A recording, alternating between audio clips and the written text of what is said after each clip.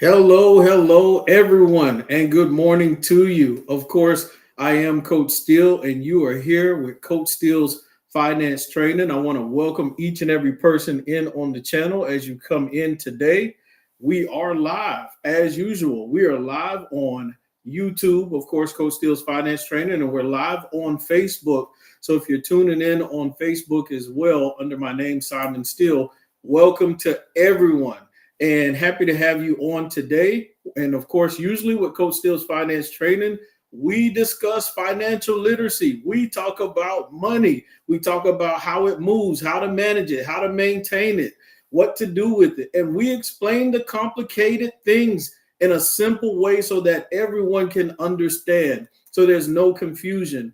And I want to welcome each and every person as you come in on today. You already know the rules. As soon as you come in, I need you to talk to me. And of course, I do have a special guest on today, so I do want you to talk to us. So good morning to you. I see Mr. Tony Sherman is already in the room, and we are going to talk about so much today.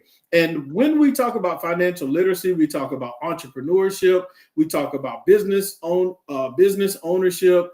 And I do have a special guest in the room, as you see today, as you all are coming on in. So make sure you dive on in. And I'm going to introduce her in about a minute, but I want to make sure that as you come in, if you are one of my Facebook viewers, make sure you go to the YouTube channel and subscribe. If you don't, I will come find you. So make sure you subscribe to the YouTube channel if you are a Facebook listener. And today I really want you all to engage, be interactive, and talk to us. And so also, last announcement before we go to the interview with my special guest on today. Last announcement. Remember, we're doing $50 giveaway. We're doing $10, $15, and $25 giveaway, ladies and gentlemen. And so if you want to win one of those potential 3 drawings, make sure that you subscribe to the YouTube channel. And what I said, and anyone who's been listening, I said once we get to 400 subscribers, we are going to do the $50 giveaway. Well, I looked at my YouTube channel last night and we are sitting right at 400, guys. And normally I would do the drawing. I have all the names and everything. I have all the names. And but I have a guest on today. So we're going to do the drawing next Saturday. We'll do that drawing. But make sure you subscribe to the YouTube channel and send me an email. When you send me that email, the email has to have at least one title to one of the videos on the YouTube channel. How do you send me the email? Well, look down below. It has my email address, coachsteelefinance@gmail.com. coachsteelefinance@gmail.com. Send me an email, and in that email, you have to put one of the titles of at least one of the videos on my YouTube channel and be a subscriber. Other than that, you can win some free money, easy money. But anyway, guys, drum roll, please.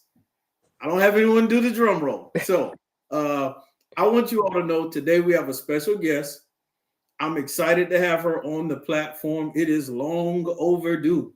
I've been on her platform a few times. And of course, now she gets to come visit my house. And so I'm excited to have her over here at Coach Steele's Finance Training.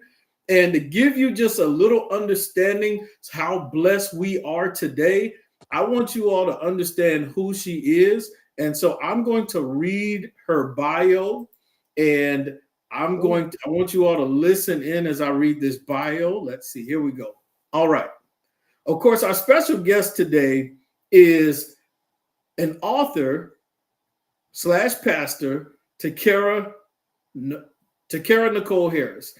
And Takara Harris, also known as Takara Nicole, is from Aberdeen, Maryland. Now living in Savannah, Georgia. She is a devoted mother of 2 talented children, Joy and Jayden, and has spent a lifetime in ministry, empowering others both in church and business settings. With over 20 years of experience in ministry, leadership, nonprofits, and the beauty industry and business management, Takara is known for her ability to inspire individuals to reach their full potential. She owns the Healthy Hair Studio, serves as director as Transform Now Coaching and Consulting, and is CEO of Restored Crown Hair Restoration Clinic.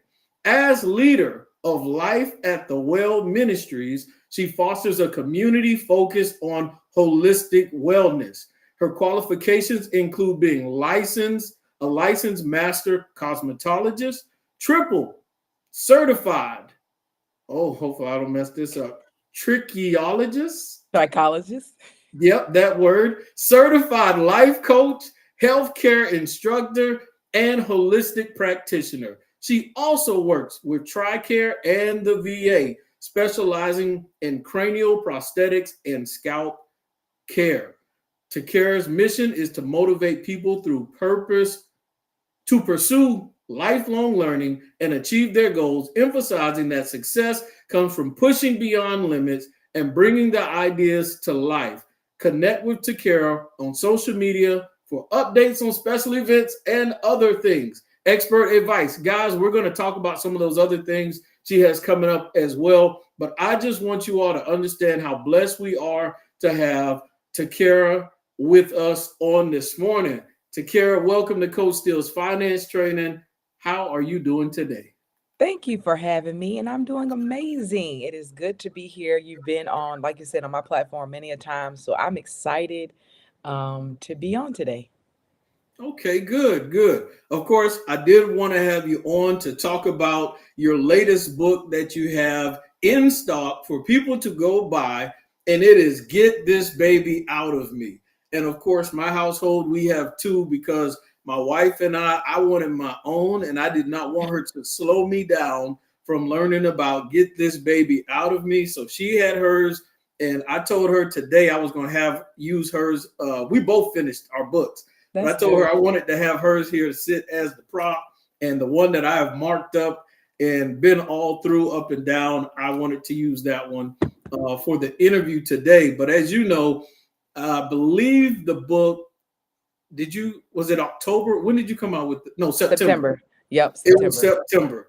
So Yes. you came out with the book in September, and I wanted to take a few months to just marinate and let it sit with me before I just immediately did an interview with you. I didn't want to do an interview where I didn't understand or comprehend, but I really had time to digest this book.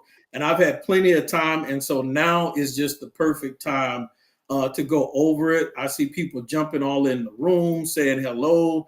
And so we're excited to have each and every person here. So let's see. I want to get this party started by Okay. you telling us a little bit about yourself and what you're doing right now in this season. All right. So, hello, everyone. I am Takara Nicole, and I am, of course, a hairstylist. I am a trichologist. I specialize in hair loss. But transitioning now a little bit more into ministry, which is a good thing. I've been in ministry all my life, but definitely shifting into more of a leadership role in ministry nowadays. But I'm excited because this book, I feel like this book is something that can help everybody. And I was not supposed to finish this book until the end of the next year. I had kind of mapped the book out to say I'm going to be done the end of next year. And the Lord said, no, the book needed to be done by September. And so I literally put everything to the side and I started writing. Mm, mm. So you did. You started writing and you knocked this thing on out. So we know that you've written this book. Like, what are some of the other things that you currently do right now? I did mention Life at the Well. Can you tell us a Yes. little bit about Life at the Well?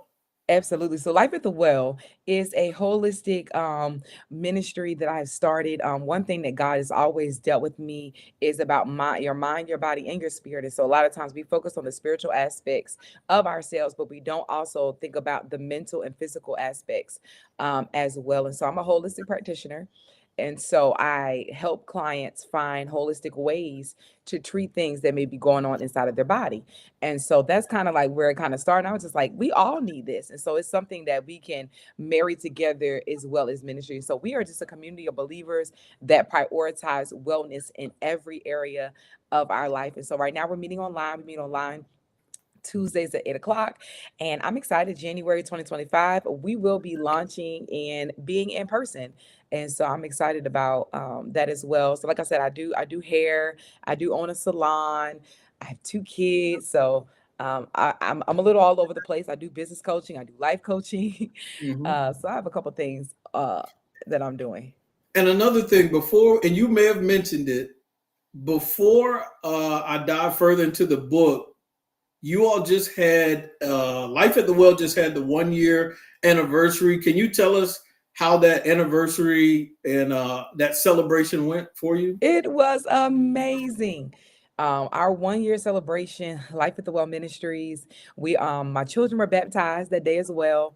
And so it was just an amazing occasion. My family, they traveled from Baltimore, Aberdeen, Maryland to be in the room with us. And so it was just an amazing experience to have everybody in the room and just celebrating being well. We had a mental health therapist that was there with us, a psychotherapist that came, and she spoke and she gave us words of wisdom. We had praise and worship. But it was just an awesome experience just to gather together. I really wanted to celebrate 1 year of consistency. And we'll talk about that a little bit later. That My in goodness. anything that you want to do, if you want to see success in your life, you're going to have to be consistent. And so for me, I wasn't going to do anything for Life at the Well at first. But I thought about it, I said, this is 1 year of being consistent with something. And so why not come together and celebrate? It was amazing. I watched some of the videos, and the water was troubled that night. It I mean, was. that day. The It water was was trouble. troubled that day. It was trouble. I was doing a video last night, like a little recap video, and I was watching the videos myself, and I was like, it was so thick in there. It was something that I was grateful that I was able to do with my children, was to be able to baptize them. And one thing I will say is that one of the most important things as a leader that you can do is be able to lead in your home, right? Mhm. And I know a lot of times it's tough, like as single moms, and I'm transparent about this. I was married for 10 years. I talk about it in the book. I was married for 10 years. Yes. And so you don't think that you're going to get divorced, And so the reality is that I stepped into a new role that I did not know. And I'll just say it right now. And I've said it before is the hardest part about this journey, right, is that I opened my salon at Mhm. the same time as I was going through a divorce. And Mm. so I said, one of the hardest seasons of my life was one area was dying while I was giving birth to something else. And I know that there's so many of you guys on the line that have gone through different seasons of your life where you have amazing moments, but then there's something else in your life that could be dying or going through grief and those type of things. And so that's sometimes a difficult place to navigate. And so this book gives you the tools on how do you properly navigate the life and death aspects of Mm. vision. This is so good. And so, what I'm going to do next is I'm going to show a short clip, and that's going to intro us right into Yeah. this book and me diving in here asking questions. Guys, as I'm asking questions, feel free in the comment section to dive in here Please. and ask questions too. Takara has put all her business in this book. I So, if did. you want a good book and birthed out any goals, dreams, aspirations that you have in life, you need to go ahead and order this book. And of course, you can connect with her, but it is on Amazon as well. So you can go to Amazon and get this book. And if you just want to be nosy about Right. Takara and her life, get the book. Right. And I'll dive into it more. But let's go to this video. Let's see if I can share my screen and pull this up for you all. Awesome. And we'll go from there. Let's see. No, that didn't do it. Let's see.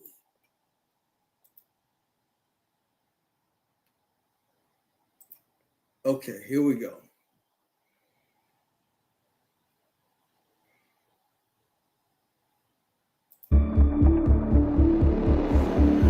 Ooh.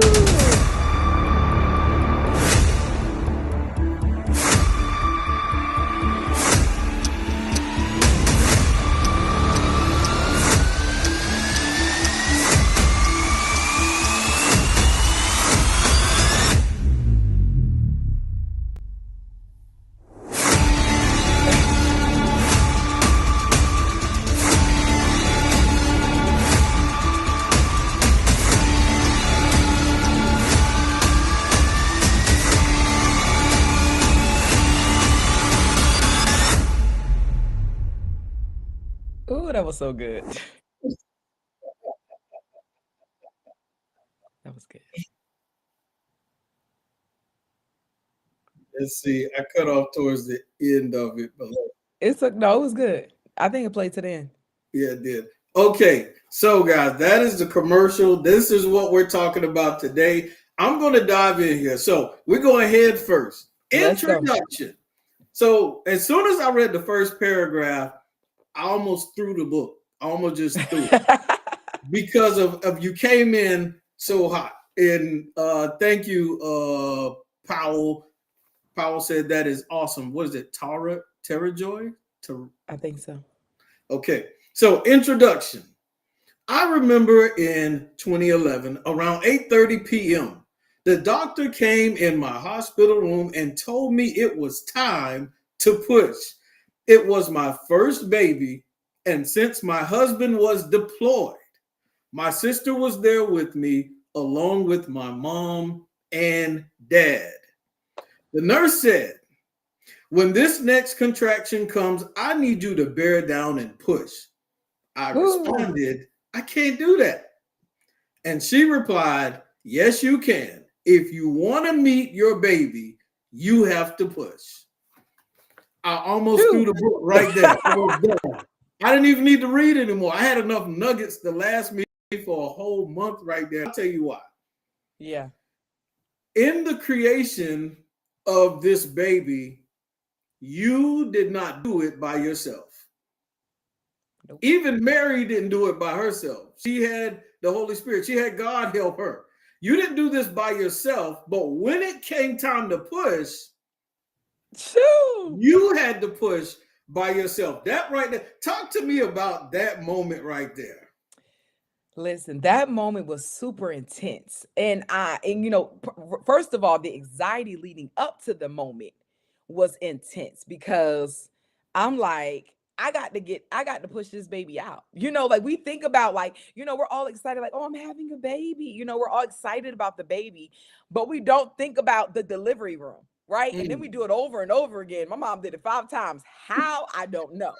But we do it over and over again. But it's like we're excited. The baby is moving around and all the things. And this is my first baby. So I don't know what to expect. Again, my husband at the time, he's deployed. My sister's here. She's never had a baby before, but she's going to be in the room with me.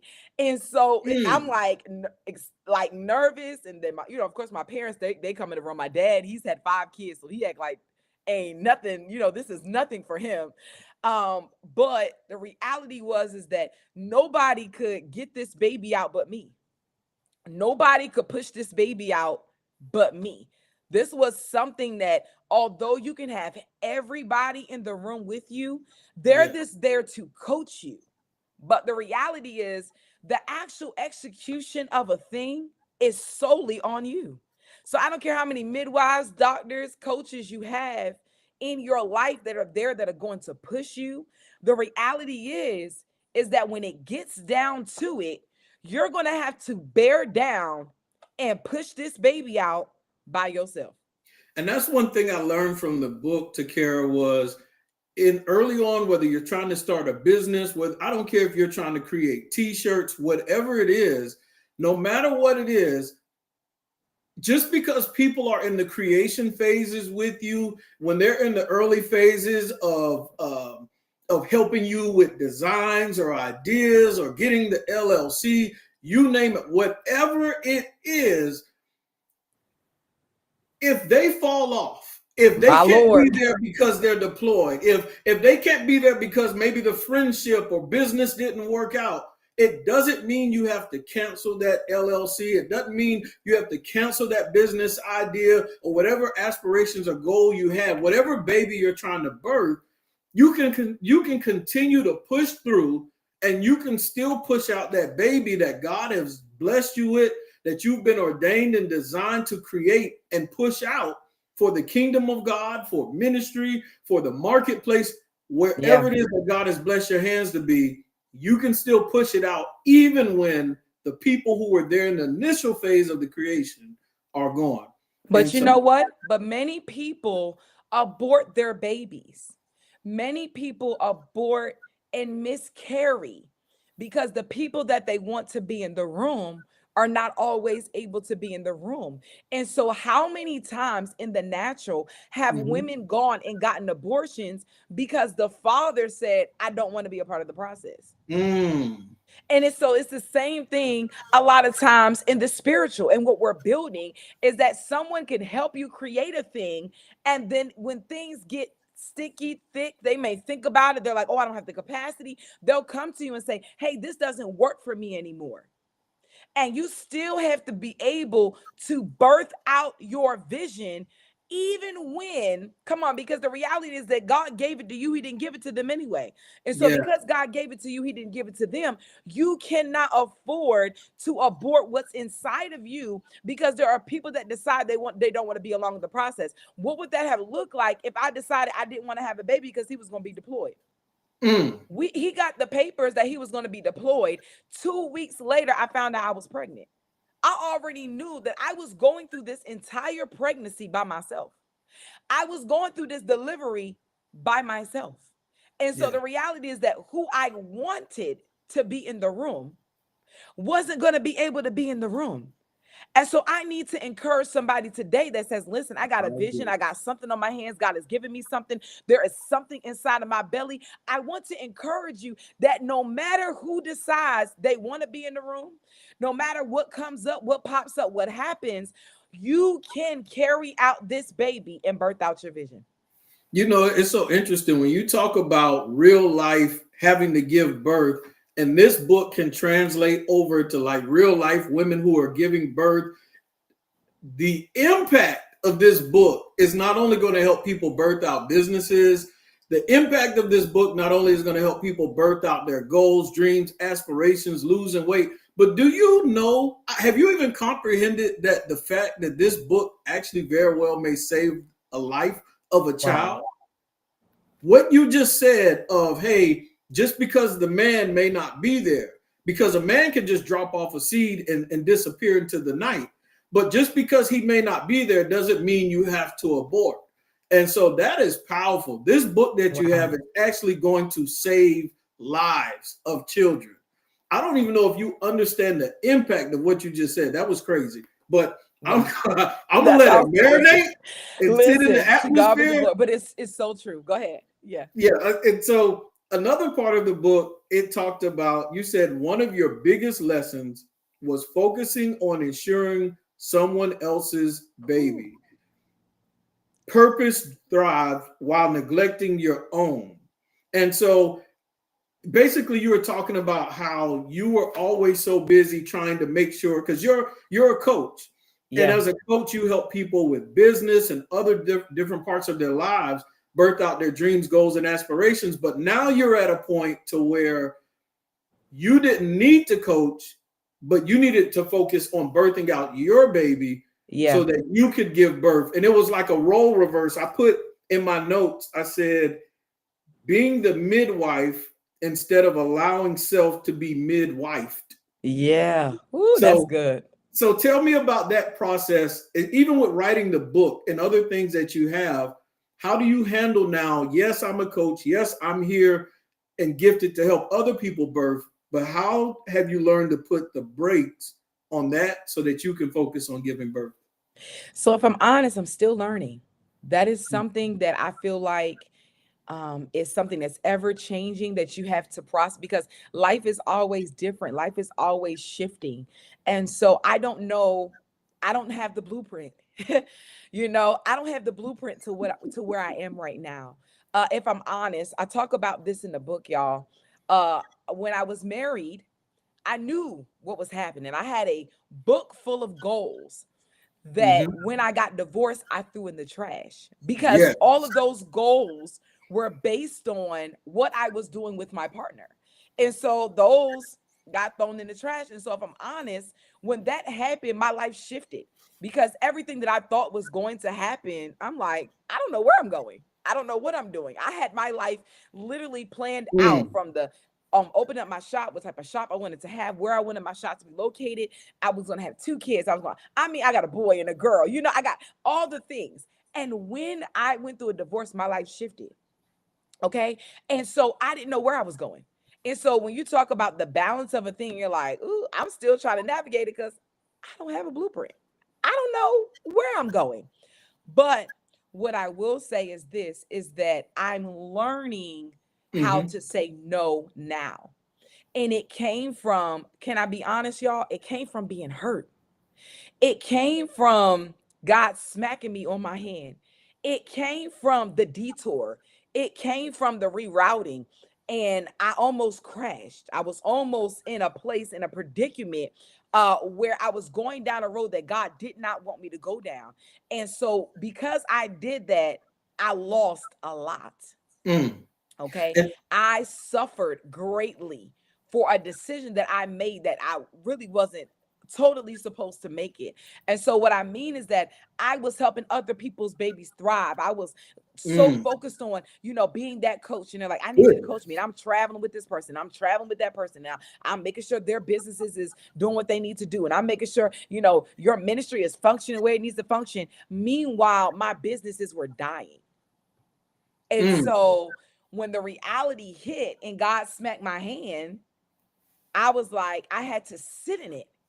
And so now I'm able to think with a more level head. My response now is give me 48 hours. My response is not yes, because I used to be like, yes, I'll come. Oh, yes, what you need me to do? Oh, yes, I'm gonna show up. Oh, yes, what you need me? Oh, you want me to do that? Okay, cool. I got you. Want me to come? I'm gonna drive. I'll drive. Listen, y'all know I drive, right? So I'll drive 6 to 7 hours. You need me to show up for you? And I'm showing up for everybody else. And God was like, wait a minute.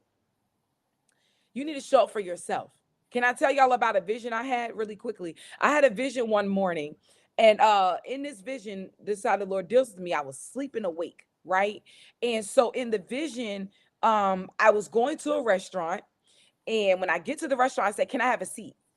I said, "It's a party of 6 that are coming," and they said, "I can't seat you until your party gets here." And I was like, okay. I was like, but they're coming though. Can you just go ahead and seat me? And she was like, no, the rules are I can't seat you. And so I take a seat. I'm watching all these people in my dream. I'm watching them go take a seat. I'm watching them get seated. So I go back up to the front and I said, hey, I said, is it possible that I can just be seated? I know my people are on the way. And they said, do you know how far they are? I was like, Mm. how far they are. And the Lord began to speak in my dream. He said, no, you don't know how far they are. They knew what time they were supposed to be here. They knew what time they were supposed to show up, and they're not here. The lady said, if you would take a table for one, I can seat you right now. Mm-mm. But if not, you're going to have to wait. My And the goodness. Lord began to deal with me in that moment of how many tables we miss out on because we're waiting on people. We're waiting on people to come. And so I'm neglecting myself. I'm not getting all that I need. I'm not being as successful as I can be because I was always waiting on other people. And so And we have to learn how to take care of. Go ahead. yes, you're right. We have to learn how to take care of ourselves. I just wanted to read one of the from someone named Florida Evans. I don't know if it's from Good Times or not, but one of the announcements for from Florida Evans, one of the comments she said was, "You are an amazing black Oh, woman." thank See, we're you. giving you your flowers I today. appreciate y'all. We're giving you your flowers today. You Thank are an you. amazing black woman with so many accomplishments. Congratulations. And of course, we do have the bishop on with us as well. We have Pastor Christy Conyers with us from Mount Zion Missionary Baptist Church. Good She said, morning. table for one. That's And it. it's so interesting because at the table you can eat. At the table you can digest. And so when we are so busy waiting on others, we can get malnutritious, we can get hungry, we can be starving. It's a part of your book where you talked about being dehydrated. We can get Sheesh. dehydrated because we're not going ahead and get to the table that was for us. So Right. anyway, he And prepared let's be a table honest. People know when they're supposed to be where they're supposed to be. If we make dinner reservations, everybody knows. And this is like with business, right? If you're inviting people on your journey and you're saying, listen, let's start this business, they know the part they're supposed to play. And so when they don't show up, when they don't show up, we have to learn how to keep going. And sometimes we get stuck. Just like in the delivery room, we get stuck at who's not showing up and who's not in the room.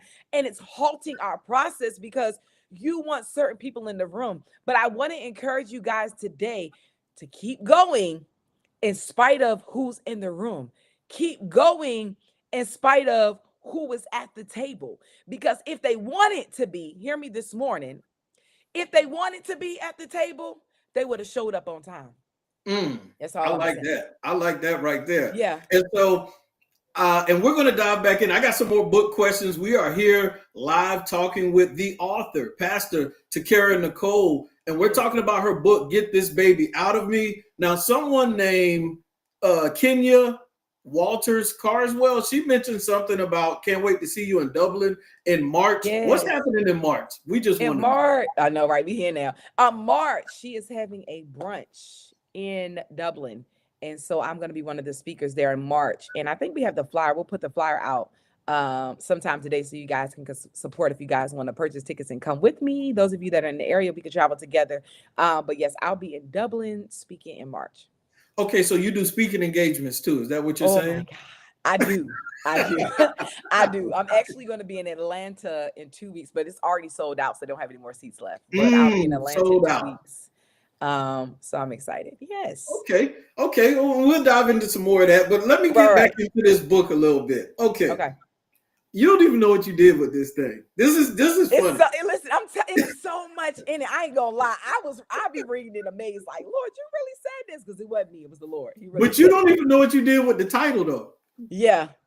I got that Okay. in my sleep. This book was supposed to be named something totally different. And I literally woke up out of my sleep and heard, "Get this baby out of me." And I was like, what? Like, I designed the cover and everything. I was like, this is what I hear. Get this baby out of me. It was supposed to be something totally different.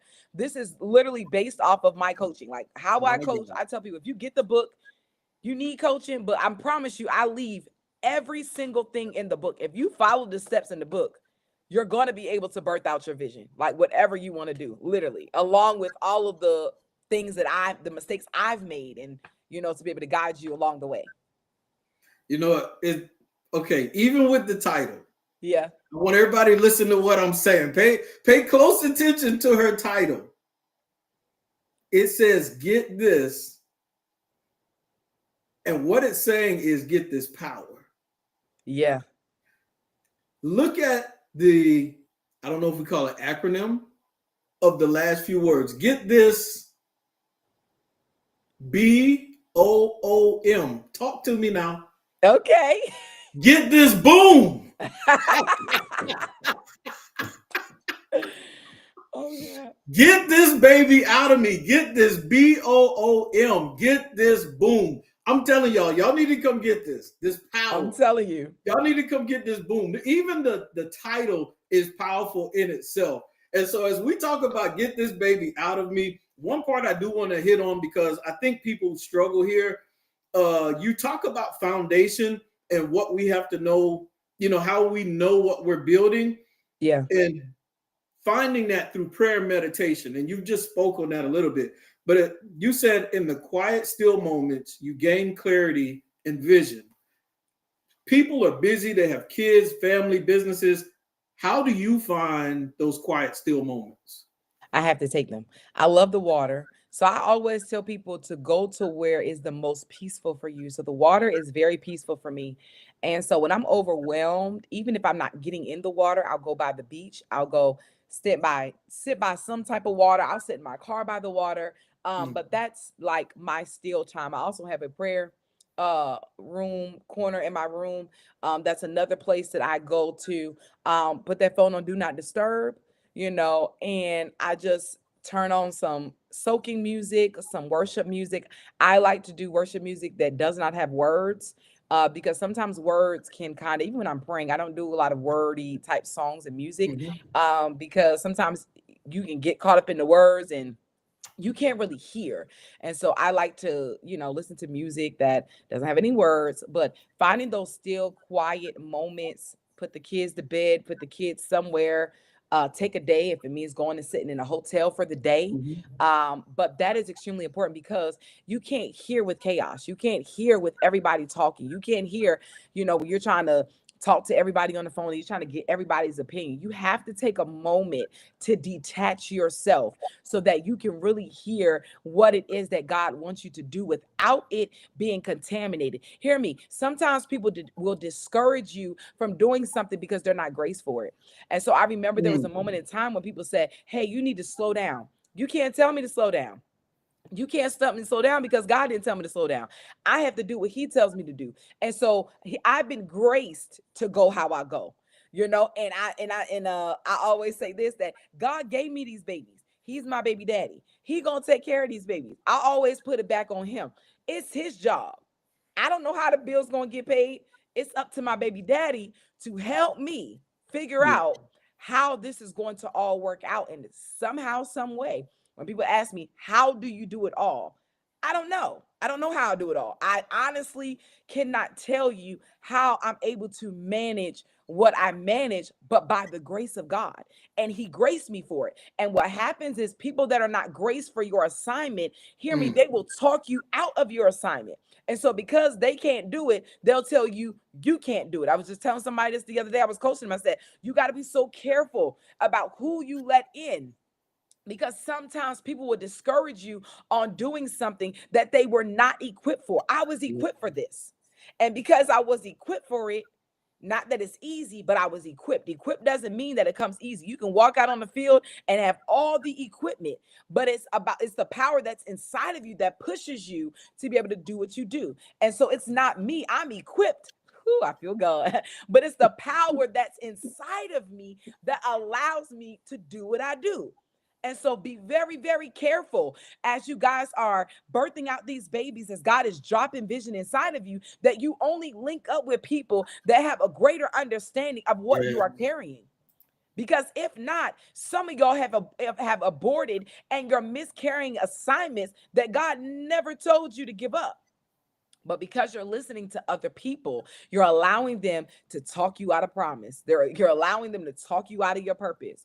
And so be very careful about who you allow in your ear as you are working through it. And even as you're going through your ideas, sometimes it's easier to keep it to yourself until the fruition of a thing has happened.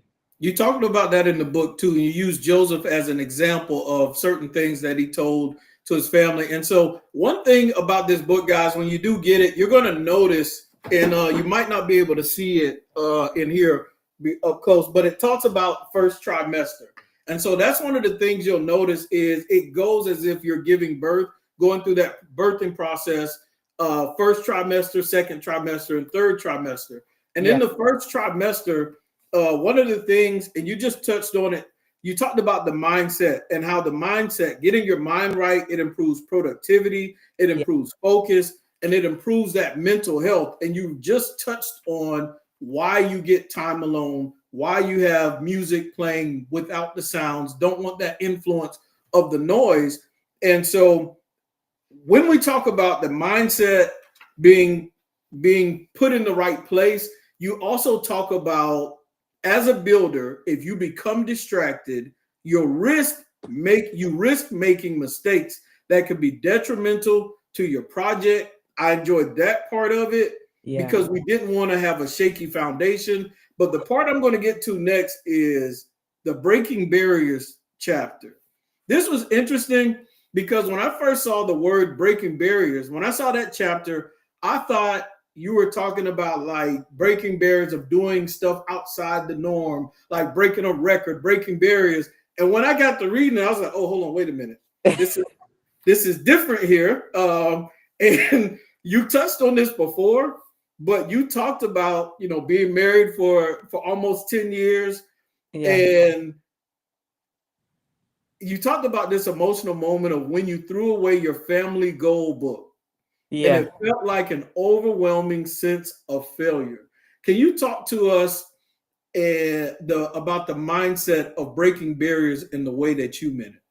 Absolutely. So a lot of times we do think about barriers as external things, but a lot of times as it pertains to giving birth, it's really the internal things that are holding us up. And so the reality is that we go through these different things in our mind about how we feel about giving birth and how we feel about reaching our goals and how we feel about success, right? Because everyone feels like success Mm. is all these different things, but in reality, success is whatever it means to you. And so that was a huge moment for me. I had this book and I'm like, these are all the things that we had made plans that we're going to accomplish and we're going to do. And so when I threw away that family goal book, I felt like failure. Mm. I said, now what? What do you want me to do now? I felt like everything that I had created, thought of, was now gone. And so now I didn't it was a moment of processing because I didn't know what was next for me. I did not know. And it's funny because everybody can know. It's funny to me because a lot of people always can plan out my life and they're like, I know you would be here and I know you would be in this place. And I'm like, nah. Even how I got my salon. I was looking for a salon, but I decided to stop looking for a salon at the time. And Mm-hmm. what happened was I stopped looking for the salon at the time. And so, because I had a mentor and she said, I don't want you to go into this in debt. She said, wait, save your money, build Yes. up. She said, save up so you can buy your equipment and then you can get your salon. I said, okay, cool. So at that time, I wasn't even looking. So I decided that I was going to go work in a suite. Let me tell you something. I go to work in a suite. This lady had this shop for only 4 months. She redid the entire shop from floors to mirrors to everything. I literally walked into a brand new shop. After 4 months, she decides, I'm going to sell it. So all the work that I thought, I'm telling y'all, this is why it's important for us to write the vision and make it plain because I'm going to write it out, but God is the one that's going to come through and do the work. I wrote my Yeah. salon out at the age of 18.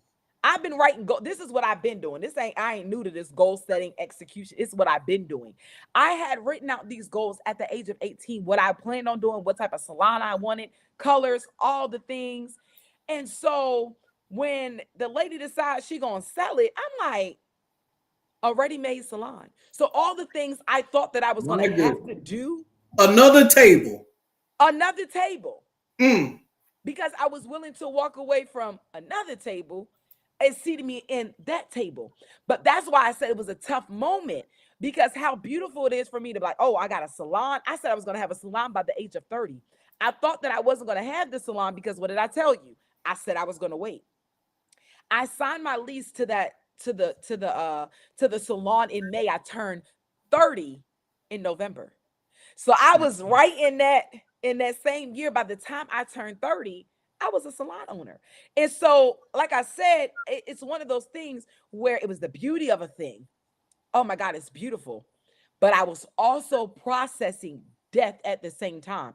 And we Yeah. talk about grief in the sense of people that are still alive, but nobody, but I do. I have the conversations about the grief that we have to go through when you have to grieve people that you still got to see. When you got to grieve people that you still got to co-parent with, when you got to grieve people and situations that you still have to see every day, it is a difficult thing. And so I'm like, I'm in the shop and I'm all these people and I'm ministering to people.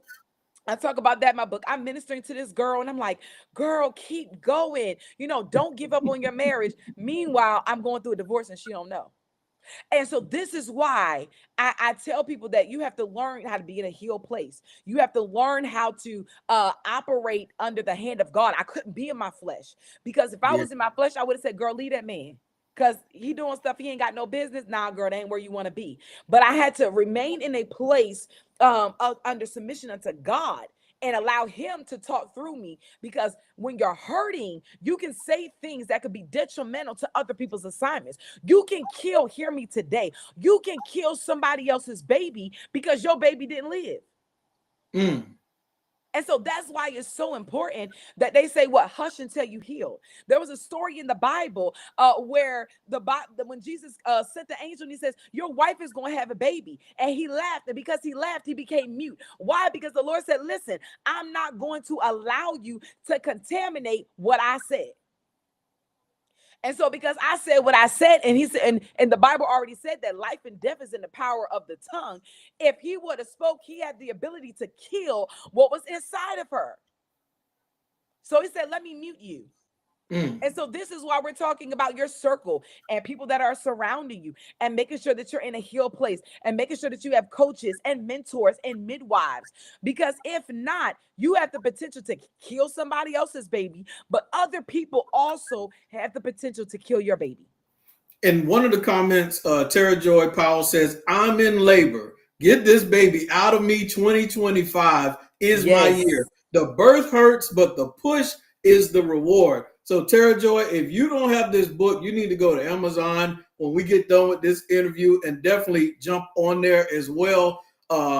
We Because have. the joy doesn't compare. Come on. It's Bible. I always say that once you get the baby out, it doesn't compare to what you're going to hold. But the Bible even tells us that we reckon that the Woo! sufferings of this present time are not worthy to be compared to the glory that will be revealed in us. That's what the Bible says. So we know that the suffering, the pain, the hurt that you're feeling right now in this moment as you're carrying this baby, it does not compare to what you're going to experience once you give birth. It's some beautiful comments in here. Kenya said, hush until you heal. Yeah. Don't Hush say until you nothing. heal. Tamika says, speak. Hush before contaminating others. Invest in your baby. And so let me dive here into some more of this book here. Let me get some more of this book. Yeah. Pastor Conyers wrote Romans 8 and 18. Like I got it memorized in my head, but that's okay. Now, one thing about this book I will say is you helped us men out. I did. There's a section, and I remember because I wrote a note in this chapter where it says developing and nurturing purpose.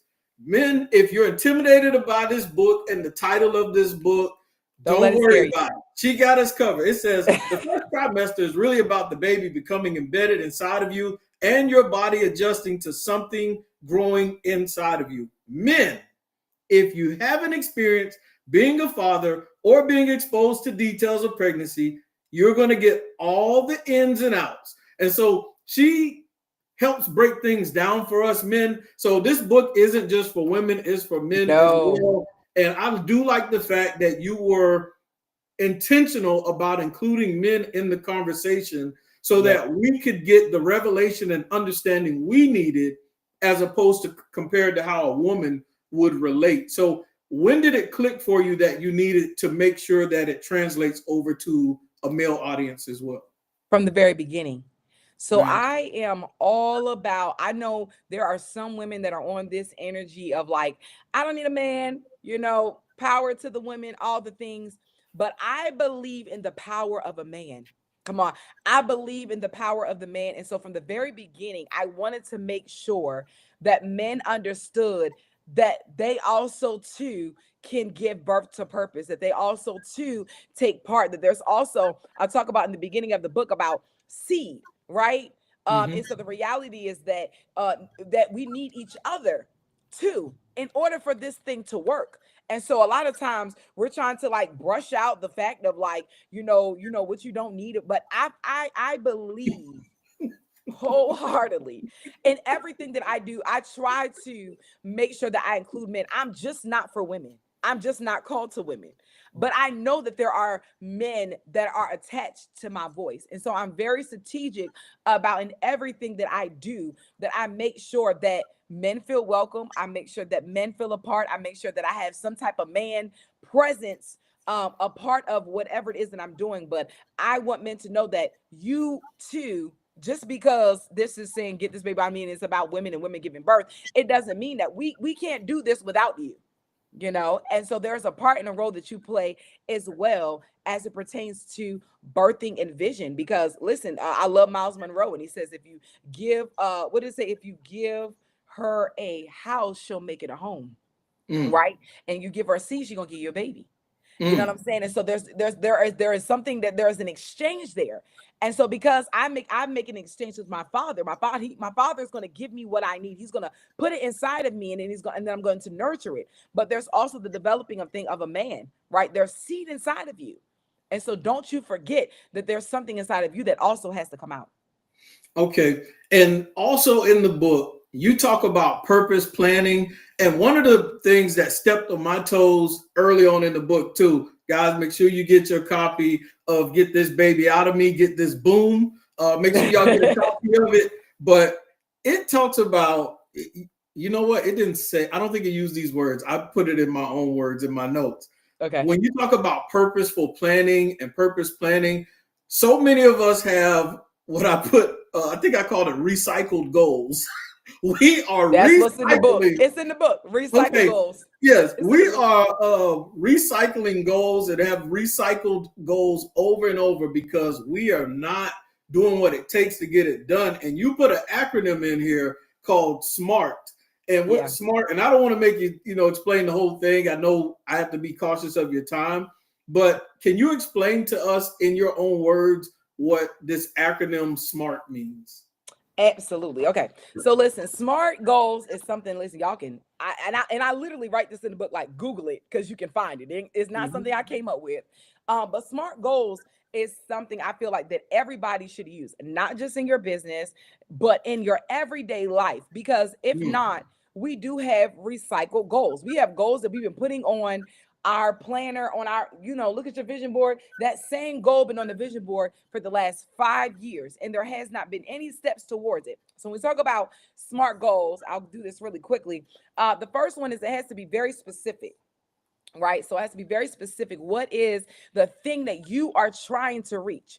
Because if you don't know what is that specific thing you're trying to reach, you're going to be all over the place. So we have to be very specific about what is that goal that you are trying to obtain. It has to be the next one is measurable, right? It has to be something that you're able to track the progress along the way. So can I track the progress of what I'm doing? And so I give the example of I started my specific goal when I wanted to start my hair care line, right? And so I'm able to specifically track the progress. Like, have I got my labels? Have I got my website?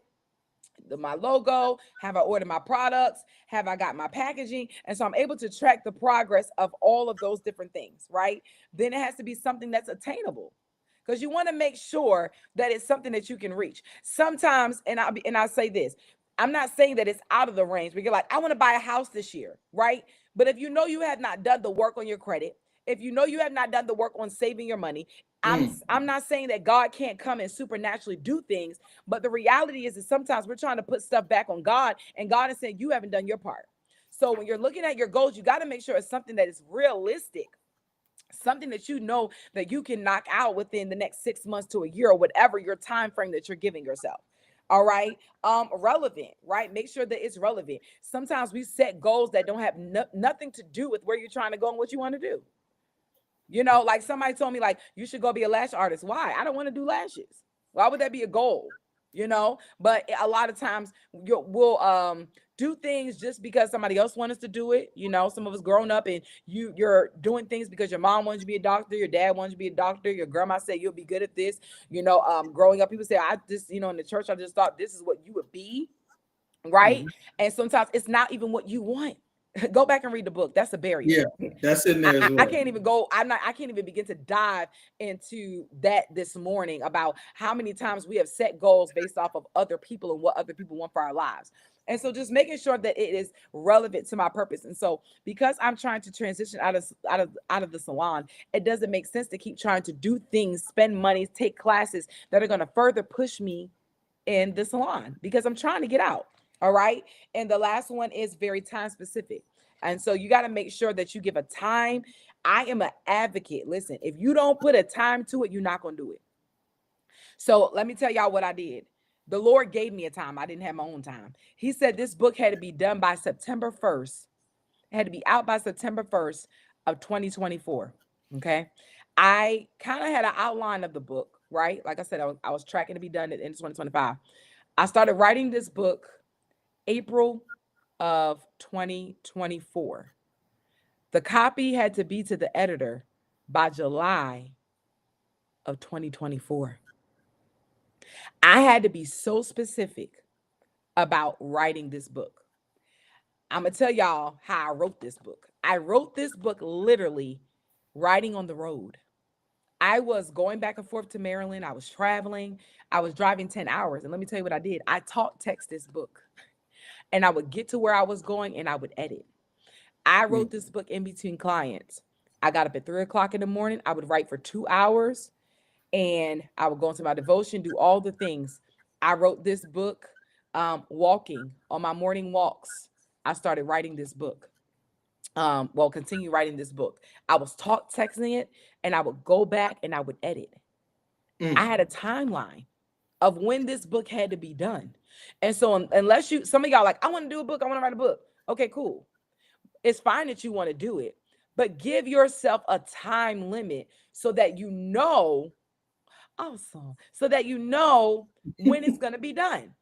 So you know when you're going to accomplish it. And this also keeps you from being distracted. So when I was writing, I wasn't going nowhere. I wasn't going nowhere. I wasn't doing nothing. I was literally staying up late at night, early in the morning. I can't scroll on Facebook.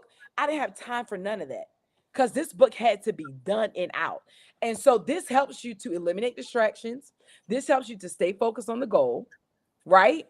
Because I know that by March of 2025, this got to be done. Right now, I'm working on something. I can't release it right now, but I have to have it complete by March of 2025. So you know what I did? I went in my planner and I literally figured out how much time I have left to finish this program. Okay. And I literally broke it down by the day. And I said, this day I'm going to do unit 6, 7, and 8. This day I'm going to do unit boom, boom, boom.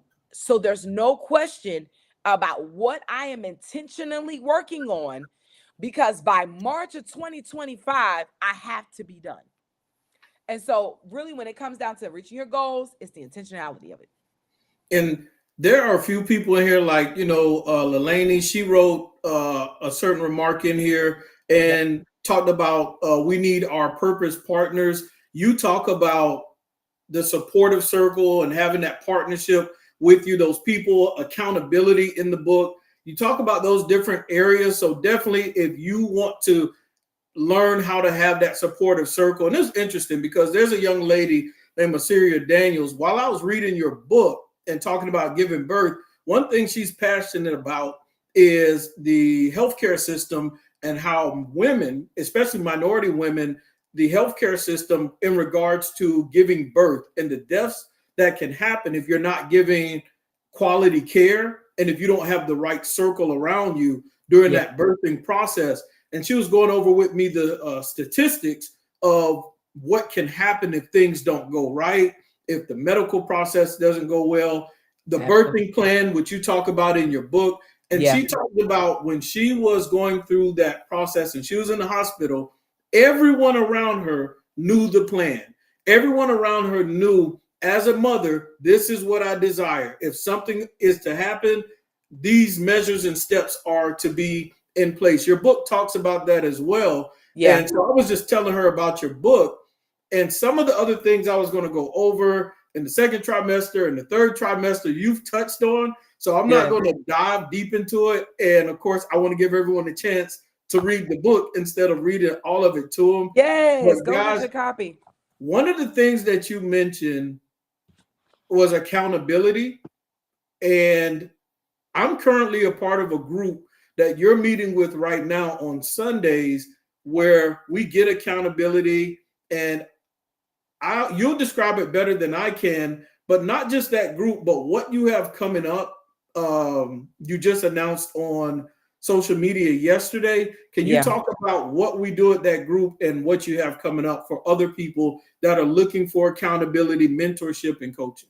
Absolutely. And so accountability, I just literally said I was going to make a post about this, but I can say it right now and make a post later because y'all get to hear it right now. But I literally just said accountability is not control. And I'll be honest, as I was navigating through my divorce, this is going to help somebody. Okay. As I was going through my marriage, you go through different challenges.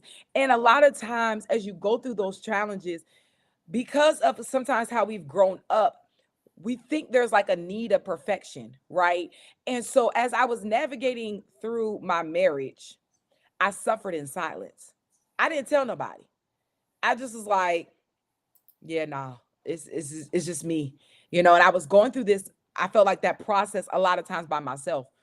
And as I began to come out of that, the Lord began to deal with me about accountability. and allowing people to hold me accountable. But it wasn't just to my goals and my dreams, but also to my mental and my emotional state. And so, accountability is important in every area of your life. Yes. And so I have accountability as business partners. I have accountability in ministry. Like, I'm not out here just, oh, let me just out here doing life at the well. No, I have people that can snatch me, grab me, pull me, but that will also pray and pour into me. And so accountability is important because sometimes, especially for your emotional state, as you're navigating being a business owner and birthing out a baby, like, there's so many emotional, there's so many ups and downs. Like, I started writing this book when I first got pregnant with my daughter 13 years ago, and I started writing out what was happening to my body. That's how this book came about. And the Lord began to do me about the stretching, and I was uncomfortable and I was cramping, and I was like, oh, I don't like this. And then as I began to go, the weight got heavy and the baby got heavier. And I'm like, I can't walk. My feet are swollen. Like, I was just so uncomfortable. And so I needed a partner. And it was difficult because I didn't have a partner, but I needed a partner that could help me navigate through that moment. And I'm grateful for the people that stepped in, my father-in-law, my mom, my dad, my sister. They were going to appointments with me. But it was difficult because who I wanted, I'm going to say this again, who I wanted to be in the room, who I Mm. wanted to support me and help me, couldn't be there. But if I would have rejected that help, I would have been even more miserable. And so the reality is, as you navigate this walk of pregnancy and birthing out, it can be tough. Hear me. It can be tough, but it's not impossible. And so, I just want to encourage somebody today that is struggling in a place. And this is why I keep going back to this, because I know that somebody needs to hear this, is that I need you to birth anyway. Mm. I need you to give birth anyway. I know that who was supposed to be with you is not with you, but I need you to give birth anyway. This birthing thing, like you said from the very beginning, is not something that nobody can help you push this baby out. But as it pertains to accountability, they can help to nurture you. And so accountability is not control. Accountability is support. And so when I left this one ministry, I went to another ministry, and I named them. I went to Faith Temple #2, Pastor Korth Nelson and Lady Renee Nelson. And when I got there, I've been preaching, teaching all the things all my life. I wasn't new. But when I got there, his thing was, I'm concerned about where you are emotionally. I know you can preach, I know you can teach, but I wasn't ready yet. And so he literally had to walk me through a place of healing until I was ready. But he held me accountable. Mm. Okay. He held me accountable. And the best thing about this is, when I got too comfortable, I tell y'all in the book, when I got too comfortable and I was like, I'm not ready, he said, no, yes, you are. Because I got comfortable and I was not ready. And so you have to have people that are around you that can see beyond where you are, that can see beyond your discomfort, that can My see beyond goodness. your comfortability. Because I was in that moment. I was like, I'm not ready to sing. I'm not ready to get up before the people. And he was like, yeah, you sat long enough. It's time for you to get up. Because My many goodness. times you got gifts and talents and visions that you're sitting on, but you need to have people around you that have the ability to see what you can't see. And so Mm. they're not trying to control you, but they're here to support you. And so when I was saying, oh no, I'm gonna sit down, he was like, nope. I thought you told me you was gonna give God a yes. I thought you told me that you were gonna do this for real this time. And he held me to my word.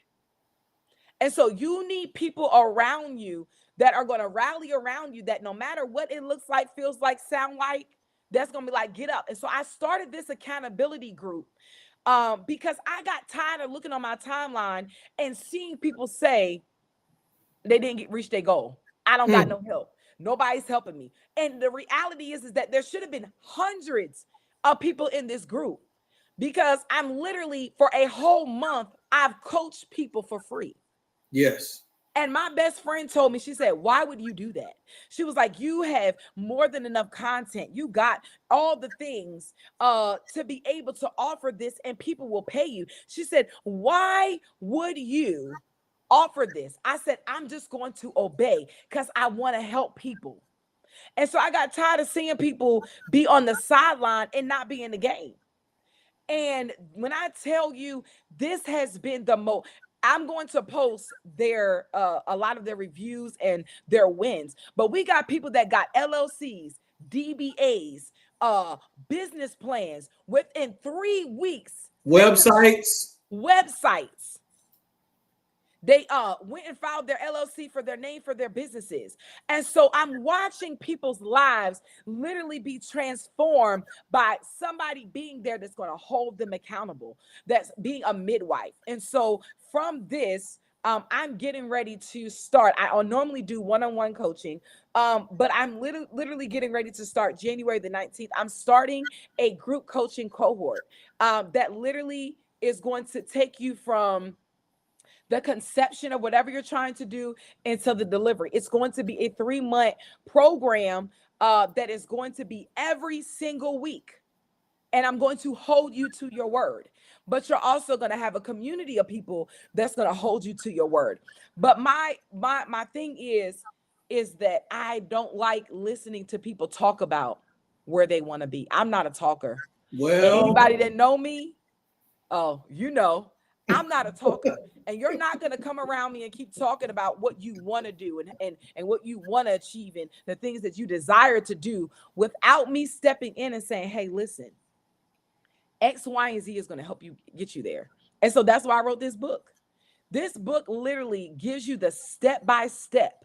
It's like, it's not one of those boring reads where it's like, oh, da da da, like it's a lot of fluff. No, I get straight to the point. And I'm going to tell you, do this, then you're going to do this, and you're going to do this, and then you're going to do this, and you're going to see your baby. And even if within those 3 months, I don't see the manifestation of it completely, I can tell you that you are going to see the fruits and the results of the beginning of your start. That's going to help you set you up from now until the end of the year. And so this book to me was the ending of a thing that launched me into the beginning of something else. And so sometimes on this journey, you have to be comfortable with cutting something else off and allowing something else to be birthed. And so sometimes things will get to a place where your baby has matured, right? Now, in the beginning, you can't leave that baby by itself, right? Y'all mm, trying to give y'all babies away and your baby can't even stand on its own. mm. And you haven't even created the systems for your baby to be able to stand. That's in the book too. And so the reality is that accountability is not control. Accountability is not a cuss word, but accountability is support. And everybody should have somebody in their life that is willing to hold you accountable to your word. You need somebody that's going to hold you accountable to your vision. You need to have somebody to hold you accountable that says, listen, you cannot afford to abort this baby. You cannot Mm. afford to miscarry this baby. You be out here doing all the things for all the people. Meanwhile, your baby is dying. How dare you go give somebody else's baby a bottle Mm. and your baby ain't got no bottle? And I know, let me just say this. I love the church, grew up in it, love it, teach it, love the word of God, right? But the reality is this: the church has taught us love, but the church did not teach us boundaries. And so we have gotten to a place sometimes where we have to unlearn some things. Go get the book, it's in the barriers, where you have to unlearn some things. Because the reality is this: I can love you and still have boundaries. I can love you and still make sure that my needs get met, because many of us have depleted ourselves to make sure somebody else has what they had. I remember having another vision where the Lord showed me a picture, and I literally poured into everybody's cup. And when it got to my cup, there was nothing left. And when I tell you, Mm. the harsh reality is God told me, this is what your life looks like. You go and you pour into everybody else's cup. Meanwhile, your cup is empty. I had to stop going around. Let me help you ladies out. Now, I'm gonna help y'all out. Y'all single ladies that's on the line. I don't know if it's a couple of y'all. I had to get out of going and building up these things for these men that ain't my husband. Mm. Listen, I'm transparent. If y'all don't know, I tell on myself.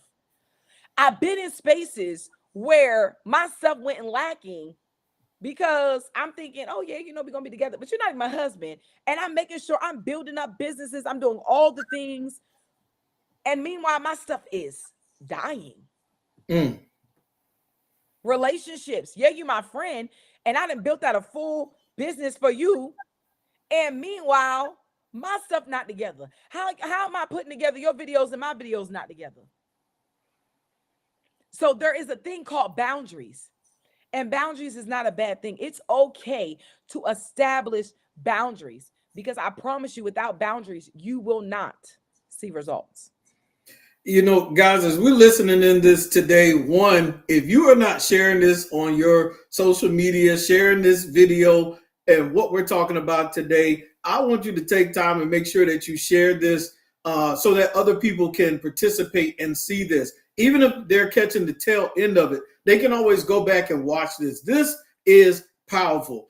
When we talk about get this boom, get this baby out of me, we're going to be able to help somebody dearly. So make sure that you are sharing this on social media. We have a movement going on. We talked about accountability. Y'all heard how passionate she was about accountability. And I'm going to tell you why I want you all to dearly, please share this Facebook post. If you're on Facebook, if you're on my YouTube channel watching, share it. You can copy it, paste it, share it on your different social medias, text it to people, because the passion that you heard in her talking about accountability, having someone to coach you, guide you, the different things she's been doing with the group of us for this month of December and what she's getting ready to do January 19th to start up that other process with a whole nother group. And it's even more detailed. We had success with what we did in December, but what she's getting ready to do in January is going to be on a whole nother level. And so the passion you heard, the seriousness you heard, I want you all to know that that is why I call her a bully. So I need you all to share this because I want you all to feel my pain. Good. I want you all to go through to feel it, so what I go through. And in all seriousness, you need somebody who is going to make you uncomfortable and push you to where you need to be. I don't want someone that's just going to pat me on the back and tell me it's going to be okay when it's not okay. No. I want someone to push me to my destiny. And if you need someone to help push you, to help be a doula, to help you get this baby out of you, then Takara Nicole is that person. And so I want to say something because you actually, and let me tell you, this is why I tell people when they say like, well, how long does it take? The coaching will move as fast as you're willing to move. Okay. And so when I started working with Coach Steele, I gave him a deadline of December 31st. I want y'all to know that everything that he needed to set out to do, for the most part, everything was finished in 1 month. In 1 month. From his logo to his website, to his pricing plans, to his coaching programs, to the outlines of almost the completion of his book, to his t-shirt designs, in 1 month. And so it will work as fast as you're willing to put in the work. But if you're not going to be intentional, it's not going to work. And so I need you guys to get this in your head as it pertains to giving birth. It takes intentionality. This is not going to be something where you can sit on your couch and say, oh, it's just, I'm waiting on God. The Bible says from the beginning, right? From the very beginning, I got to give y'all Bible, okay? From the very beginning, the Bible already gave us dominion. From the very beginning, the Bible he already gave the instruction for us to be fruitful and multiply. There's not any more instruction that you need besides what he's already given us. He already has given us dominion. He's already told us, hey, go be fruitful and multiply. And being fruitful and multiply goes beyond having babies, but being fruitful and multiply means there is seed inside of us. right? And seed inside of seed, and their seed inside of seed, and their seed inside of seed. And so as you begin to give birth to the one thing, there is seed inside of the thing that you gave birth to, and then there's seed inside of that thing. And so I want to encourage y'all today, hear me, that there's seed inside of you. And so you can't sit around waiting on God like, oh, God, when do you want me? No, God, he already gave you the instructions. Absolutely. Timing is going to be everything. And you'll be able to adjust based off of what do you have the capacity to handle in a moment. But the reality is that there is no other instructions but to go.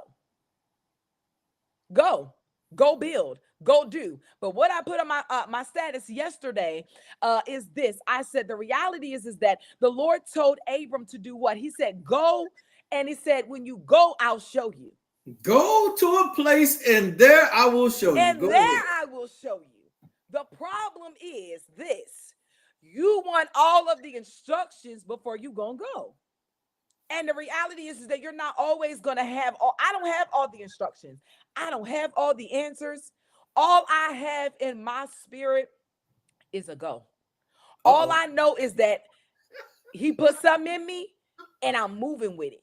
And I don't have time to think about everybody else. One of my favorite quotes in this book, I'm going to read it and I'm going to give back to Steele, is when your achievements don't look like someone else's, you might forget the value of what you have created. And so many of us have devalued our babies because you're looking at somebody else's baby and you think that your baby is not important and you think that your baby is not going to thrive. And I remember when my baby was 2 and somebody else had a baby was 2 and they want to compare our babies. It's in the book. You want to compare the babies and well, my baby does this and my baby does that and my baby does this. I don't care what as long as my baby is healthy and growing and moving, that's all that matters. And so sometimes you want to get with people and you never want to be in circles where you're comparing babies. You never want to be in circles where we're comparing our visions and purpose, because everybody has its own purpose. You have your thing. You have your own fingerprint. Nobody else has your fingerprint but you. And so you want to leave your imprint in the earth.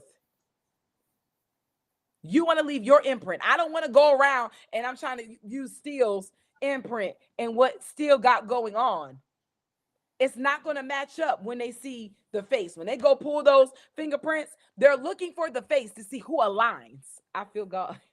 They're looking to see who aligns.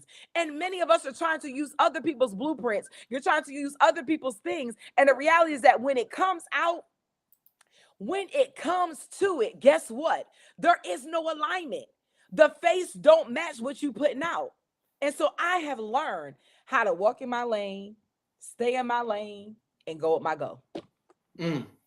Go with your go. If that's all God gives you is a go, learn to go with it. And you're not late, Lisa, because you can always go back and watch it again. And we definitely appreciate, and we have a few more minutes, guys. I don't want to take up much more of Takara's time, but there's a lot that you just said there, and I'm trying not to dive too deep, because if I dive into where you dive, then we both gonna be preaching. And listen, I'm gonna give y'all a word. If I don't give you, I know me, I know you, and I know us.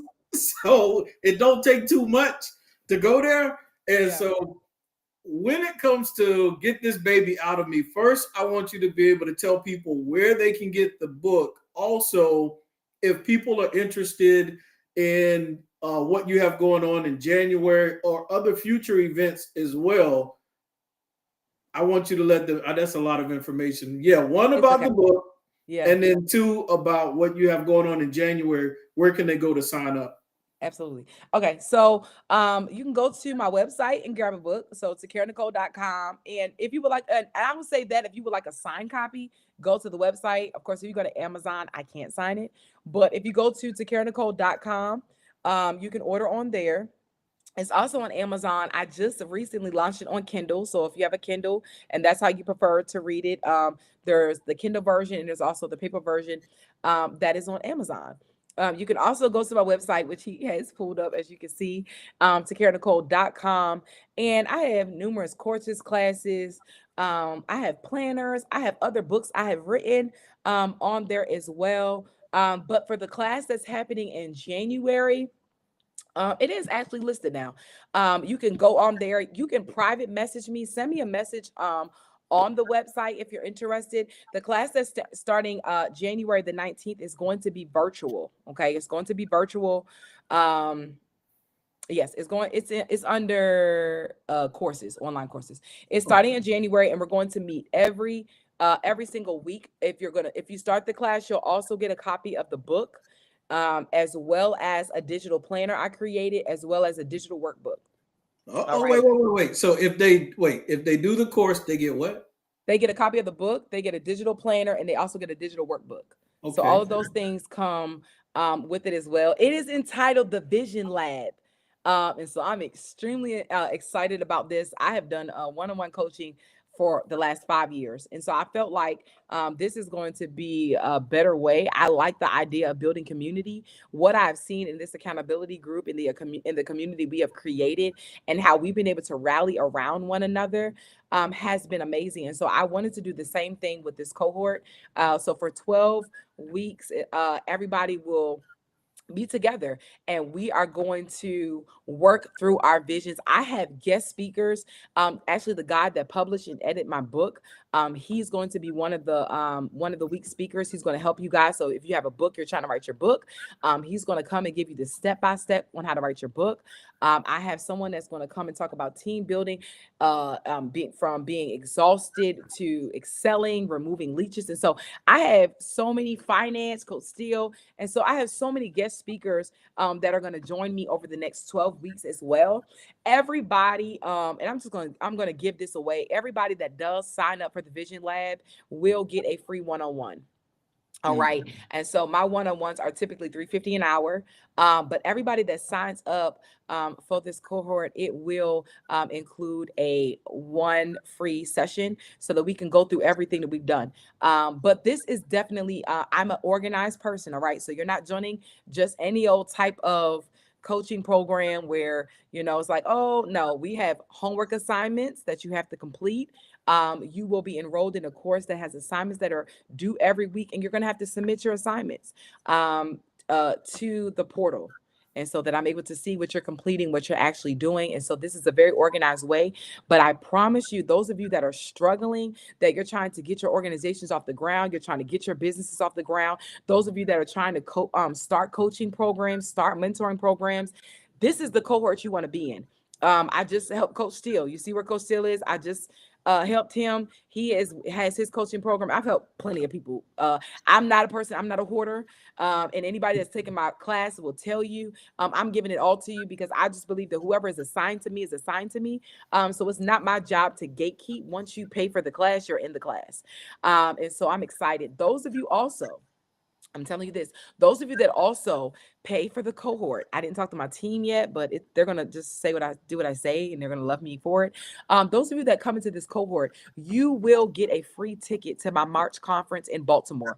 So if you're trying to get to Baltimore, or if you're in the Baltimore area, if you sign up for this cohort, I do have an event March the 7th through the 8th in Baltimore. You will get a free ticket. All right. So I'm letting you guys know that now. So those are the two things that I have coming up. But I also do free webinars all the time, y'all. Listen, I give out too much free information for y'all to be stagnant. I'm gonna be honest. So if you're not following me, y'all need to follow me right now. I'm always dropping gems. I promise y'all, I have to compensate myself. Let's be honest. But the passion that I have behind helping people birth out their promise and their purpose and whatever it is they're called to do, there's not enough money that you can pay me to do this. And I'll tell you this, the reason why coaching is different from mentoring is because as a coach, I can see what you can't see. Okay. I'm telling you how to navigate the game. And so sometimes as mentors, they kind of give you the emotional aspect. You have your preachers are going to give you the spiritual aspect. But as a coach, it's my job to see what you can't see. And so the best thing about the type of coach that I am is that I'm gonna be honest, right? I have prophetic insight. I'm listening to God at the same time. And I told somebody this. I told you guys this a couple weeks ago. I said what I didn't like about myself, I realized was my superpower. And so my ability to see, I kept on saying, like, he called me a bully. I'm like, God, I always feel like I got to be the person that comes in and navigates certain things. And I got to say this and I got to bring order. And I always got to be and I've always been the one that's the hard on. They're like, oh, Takara's coming. Oh my God. Now Oh she's about to Lord. come. What's she about to say? My dad used to Woo. be like, oh Lord, here comes Takara, you know. But the reality is that y'all love me in the end because I am the person that knows how to bring order to chaos. I know how to see what you can't see, and I know how to execute. And so I'm excited about this cohort. I'm excited about the community that I'm building. If you guys could be in this accountability group and see how we champion one another, we're rooting one another on. People are losing weight. Listen, it's not just about it wasn't just about the business, but whatever you wanted us to hold you accountable. We had 2 people in the group that lost 10 pounds, y'all, already. 10 Yes. pounds, you know? And so I'm grateful that God has used me as a midwife to help you guys birth out your purpose. And so listen, if you're interested, send me. I'm super personable. So don't think I'm just like out here somewhere that you can't reach me. I'm not, it ain't that deep. I told y'all I got capacity. So I know a lot of times people are like, I just didn't want to talk with you. I didn't want to reach out to you. Listen, I have capacity. This is what I'm called to do. This is what God has given me to do. And so because he's given me to do it, you're never really a bother. I may tell you, hey, let me get back to you in a minute or a second or whatever. I might be doing hair, but I will always make time to talk to you and communicate with you if you're just trying to figure out if this program is even right for you. Because I talk about timing is everything. I would never want somebody to spend money on something if they don't have the time to work through it. Okay, so if you're just like, hey, is this program for me? Is this something I could do? Listen, reach out. Let's have a conversation. Let's drop do a discovery call and just kind of see where you are. If you're like you're not interested in group coaching and you prefer one-on-one, I have someone that's doing that now. They're like, I don't want to do that. I do one-on-one coaching as well. Right now, my capacity, I'm being honest, I only have space for 2 more people. All right. So if you prefer one-on-one, I do only have space for 2 more people. Other than that, I'm pushing everybody to this group coaching, which you don't get anything less. Listen, you can ask anybody that's in my accountability group. I have literally spent an hour and a half to 2 hours coaching each and every person individually. And accountability is not coaching, right? I'm just listening, but I'm literally telling them, like, hey, do this, do this, do this. So listen, I am excited about where this is going. I want y'all to go get this book. Not because I wrote it, because God wrote it. He gave it to me, and he was very strategic about when he wanted this book to come out. This book came out in September, in the ninth month. This book was birthed. Yes. And on the ninth month, he told my book signing was 9/7. It was on the ninth month, the seventh day. Um, so I'm excited because I know that the nuggets and the things that are in this book are going to help y'all give birth, and not only give birth, but break through the barriers that have been holding you back from why you haven't given birth. And so a lot of times I always start in my coaching. I'll say this before we go. In my coaching, I always start with mindset, because if your mind is not right, nothing that you give birth to is going to sustain itself. And so the first thing in this book about the conception of a thing is about breaking barriers. It's about mindset, because you have to unlearn some things. You have to condition your mind to be able to take in so that the baby can sustain itself. And I actually got a testimony from someone in the Plan and Prosper mentorship Yeah. group. I'll read it. It was just sent in on Facebook. Anitra said, Plan and Prosper mentorship has helped me analyze my schedule and discover the time to work on my business. I didn't just set the goals, I committed to them by using the SMART method, which we talked about earlier. I mapped out the business goals and created strategies for my business. It's also been extremely exciting and encouraging to witness all the wins of my P&P mentorship family. Oh, yeah. It's been infectious. It's your circle. Surround yourself with the right mindset. Invest in yourself. It works, and it's worthy work. Wow. That is amazing. Thank you so much, Anitra, for that review. Honestly, that really that makes my heart feel good, that just in y'all, and that was just 30 days. So we're talking about 90 days of work. Can you imagine the amount of work? that you can get accomplished within those 90 days. And so we are having our last session on Sunday, but you talk about 30 days and just watching the transformation of these lives in the last 30 days has been absolutely amazing. And so, like I said, I don't want us to keep being on the sideline. Don't keep watching other people do things. God is giving something for you to do, and you keep on watching other people, walk out what they're doing. You're like, I wish I could do that. I wish that could be me. It must be nice. No, it is nice because they put in the work. And I've gotten that plenty of times. People like, it must be nice. Yeah, it is nice. You know why? Because I sacrificed to be where I am, and I was willing to do the work to be in this place. And so I make no apologies, and I don't want you to make no apologies when you begin to walk out your God-given purpose. Because when you can look back over your life and see what you did not do, and then you can see how now all the things that you've desired to do, you're able to do. It is nice. And so when they say it must be nice, absolutely. It It's is beautiful and because is. I sacrificed and I worked to be in this place. And nobody was there in them late night moments when I was editing a book. And let me be honest, I wrote this book, but I had just wrote another book 2 years prior to this book. And right before that book, I had just wrote a book. So I feel like I've been just writing a book and writing a book. And so I wasn't concerned about writing no book. I was like, no, I'm gonna finish that in 2025. I'm not doing it. But it was imperative that before the year was out, I knew the Lord wanted me to write this book. There's a girl, she's not on the line right now. She literally sent me a message, said, hey, my book has arrived. She stayed up all night and read my book in one night. By the next morning, she sent me a text and was like, oh my God, I have so much work to do, but I'm ready.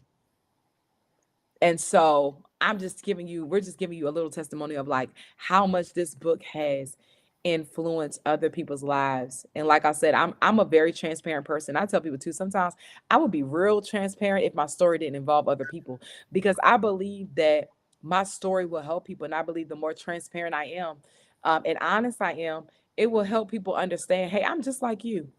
I know people, you view people sometimes, and you view people that are in these status, you're like, oh my God, look at all the things. And I'm grateful. Let me tell you, I'm grateful for what I've been able to accomplish. But I'm also know that it wasn't always easy. But I'm here to stand as a testimony that is possible. It's possible to go through a divorce, and there's life after a divorce. I thought that nobody would want to hear me because I grew up in, the church, and I was like, man, I'm divorced now, and nobody's going to want to hear anything that I have to say. No one's going to listen to me. I'm not going to coach nobody, but I'm here as a testimony that I've been through a divorce. I'm raising 2 children. I live in a state with no family, but God will sustain you and God will help you. I went through COVID, and I was able to manage. I've been in business for the last 6 years, and there were days I didn't know how I was going to pay my rent. I'm paying 2 rents. Let's be honest, the first of the month, that's $4,000 that comes out of my pocket. Out rip. That's a month, and how I'm making some days, I'll be like, Lord. But you know what? I'm grateful because God comes through every single time. And sometimes it takes a couple years, they tell you, for your baby to sustain itself. Yes. And so I'll be honest, I'm still in the sustaining stage, but I'm also in a recovery stage because in the spaces that I was not sustaining, I started helping somebody else. And so because I neglected my baby, I told you I suffered. I took a big L financially. And so I'm trying to recover and sustain all at the same time. So I'm here as a witness that God will help you navigate it. And as I begin to go through it, I said, God, forgive me for not being a good steward over what you gave me. I had to ask God to forgive me. God, forgive me for not being a good steward. But I know that in this next season, I'm going to steward well my finances, my business, my relationships, my connections. I'm going to steward them well. And I want to encourage you guys to do the same thing. Steward your babies well, steward your connections well, steward your relationships well, steward your circles well, so that you can get that baby out of you. And guys, as we get ready to close out, once again, get your book, get your copy of the book, get this boom, get this baby out of me, Yeah. and let it bless you. Also, there's some other things in the book we didn't even get to cover, but there one thing I do want to let you know that the book has scripture in it. It's biblically based in the fact of even when you go through it, let's say you're trying to figure out about time resources. She has prayers that are already written in here literally there's like story times in here where she gets personal. There's testimonial times in here. So Yeah. you'll have like sections about testimonies that you'll read. And then there's a lot of prayers in here. So even if you don't have the words to say, or you're not sure what That's to pray good. for in regards to your baby or your business, entrepreneurship, there are prayers in here that you can say that really guide you through the process, that give you the words as well. So definitely keep that in mind as well, guys, that the book has other things in here besides what we discussed today. And the author that, of course, we've had on here, if you're just tuning in, is Pastor Takara Nicole, who is the pastor over Life at the Well Ministries, Yeah. but she is also a coach. She's an author. She has a lot coming up. If you missed anything or you came late, we need you to go back and watch all over it again. We Yeah. had an awesome time this Awesome. morning here at Coach Steele's Finance Training. I appreciate everyone for tuning in. Yes, Anitra Stewart, your baby well. I appreciate everyone with their comments, their thought process.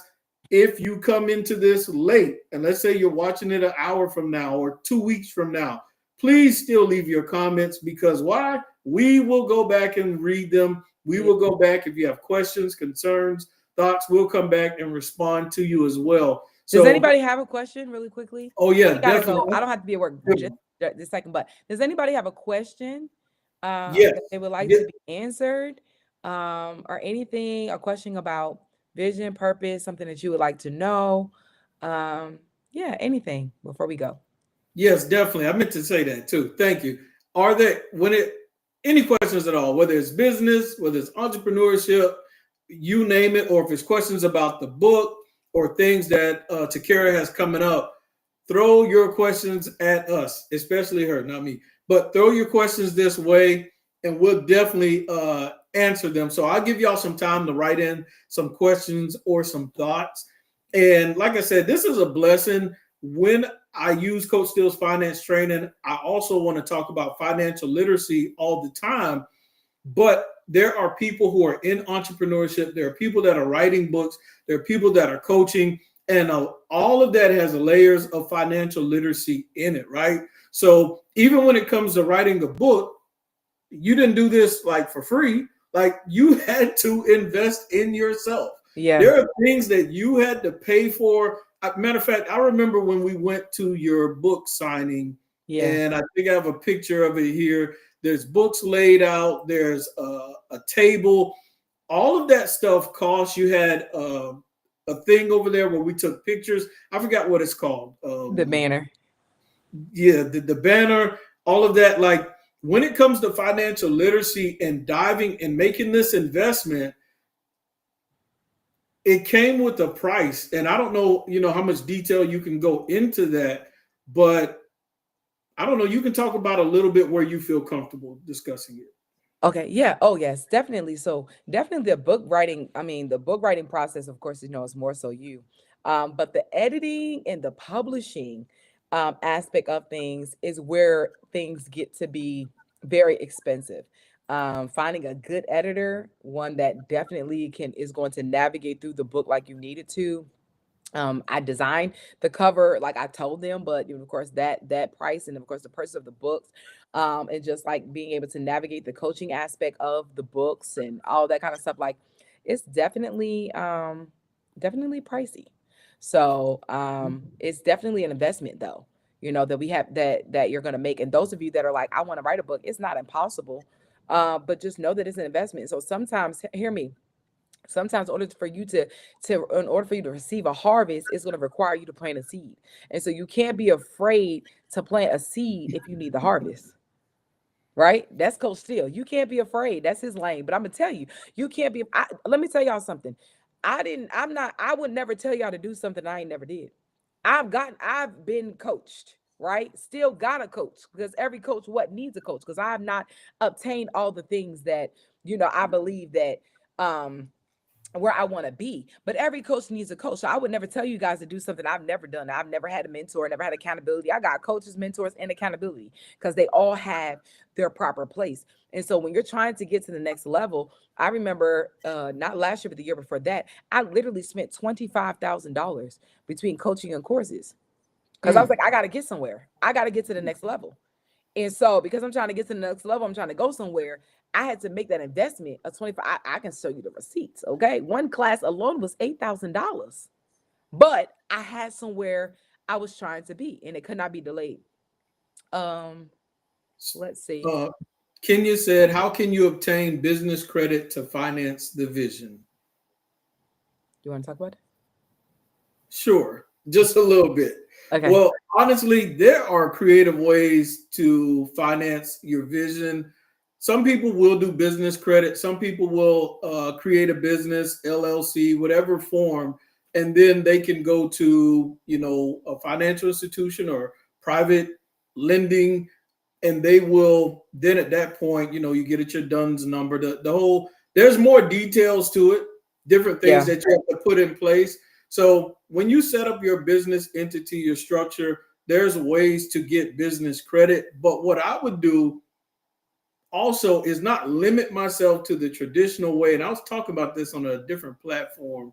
I think, matter of fact, you were there as well. Yeah. Matter of fact, it was Plan and Prosper when we were talking about getting money for your business. I was saying you can actually go find friends. There are people who have money sitting around, Kenya, and they actually want to invest it in something. And so you actually can ask friends, your circle, or whether it's doctors, lawyers, people that have money sitting around, you can write up a plan with them, some type of partnership, and they will actually invest into your business because they're expecting a return. And so if everything's in black and white and you two are on the same page, you won't even have to run to a bank to get money. There are people around you that you would least expect that are looking to invest in something and they want a certain return, whether it's 10%, you name it, and you can cut a deal and get funding faster than going through the process of getting financing from a bank. Yeah. And also being creative is like sometimes we try to start so big with things. And so the reality is sometimes if you start smaller, okay, hear me. Start smaller. Some of y'all trying to throw these, when you're trying to throw like major and big events and all this kind of thing, start small so that you can build up the capital and pretty much treat it like a snowball effect. The same way you would do debt, treat your business the same way. And so sometimes what you can do is like just do a small event that doesn't cost you a lot of money. You may cook your own food, you may do your own thing, you might get someone that's kind of local, like start small, do some things that are more so online versus doing in person so that you don't stretch your finances. And so what you can do is take the money that you raise from that and let that roll into something else. Also, you can create a digital product. That's another way, right? Talk about a book. Creating a digital product is another way that you can get funds. So get something that you can sell. Use that money. I think a lot of times too is like we want things to be kind of fast, and that's just like sometimes fast is not always the case either, because even when getting a business line of credit, they're going to want to see that you're profitable. And so sometimes in the beginning, you're not profitable. And so sometimes just taking that thing slow and finding creative ways to do what you want to do without all of the extra expenses that come with it, so that you can build up your own capital that's going to help you reach that goal. And when it comes to building up, like Kenya, when it comes to getting that money for what you're trying to do, it also depends on what you're trying to do, what that amount is, and how soon is that vision. Like, let's say someone wants you to host an event or set up everything at that event or whatever it is that you're doing, whether it's catering. There are some people, instead of going through the process to get business credit, which may take them 30 days, 60 days, whatever it is, some people may just decide to use a credit card, depending. And I'm not saying that that's what you should do, but there are certain credit card companies, and I'm not a professional when it comes to what credit cards to use. Some credit card companies will give you 25,000 line of credit card, or 10,000 or 40,000, or you may have to take a couple of them. If you truly know what you're going to do is going to be profitable, there are so many ways to just go ahead and have access to money whether you connect with the right people, and or whether you decide to use a credit card. I'm gonna front this on this card, and then when I get paid or compensated by whoever is contracting me out, then I'm gonna pay this card off and Yeah. keep the profits. Or use the card, or like we were talking to someone the other day, whatever it is, let's say you're hosting an event or whatever for someone or setting stuff up, ask for a portion of the money up front. What's the word I'm looking for? Down Deposit. payment. Yeah, deposit. So they give you that deposit. You might be able to work with that deposit and make some things shake, and then they still pay you on the back end as well. So there's all type of creative ways to do financing and get the job done, besides just having to wait a long process, depending on what you're trying to do. Yep. Thank y'all. I want to say thank you to you. Go ahead. Oh, go ahead. I was going to say thank you guys that have purchased the book already. I appreciate y'all. I can see y'all. And yeah, there was somebody else, Timothy. He said that. Do you know Timothy? I do. Okay, cool. Yes. So thank y'all so much. Those of you that are purchasing the book, I appreciate y'all so much. But it's more of an investment in yourself. I like what Anitra says. She says, start small so that you can build up capital. Do not despise them all beginning. Starting small helps you to be more manageable. Absolutely. And I talk about that in detail in the book, and how important it is for us to start small. You don't realize how starting small actually helps you to be able to navigate and to build something bigger. When you try to take on too much, a lot of times, something goes lacking or something doesn't get done. And so do what you can do, and one thing I'll tell you guys, we've been in an accountability group, and I told them the same way you count your money is the same way you have to count your time. Right. Yeah. And so being able to go back and look in your life and say, how much time do you actually have to devote to certain things helps you to stop wasting time. And so when people tell me, oh, I don't have time, there's a thing on your phone. If you have an iPhone, it'll tell you how much time you spent doing certain things. And I remember like going back and I'm like, man, like you can go and see like 4 hours scrolling on Facebook, 5 hours. And so when people tell me I don't have time, I'm like, how you don't have time? You know what I'm saying? There's no way you don't have time to do the things you need to do. You got the time, but you have to be willing to make the time and make the sacrifices for the time.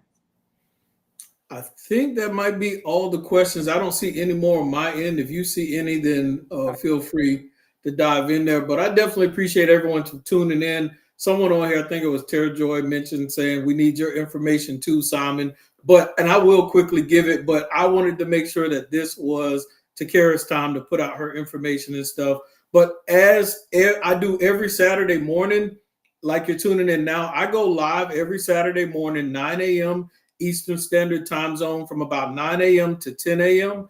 And so we talk about financial literacy. I'll have guests that come in, and some type of way what they have to do or say ties into financial literacy. I will have in the future, and I have them lined up, tons of entrepreneurs that will be on here talking about finances, money, business. I have tax professionals that will be coming on here talking about things like that.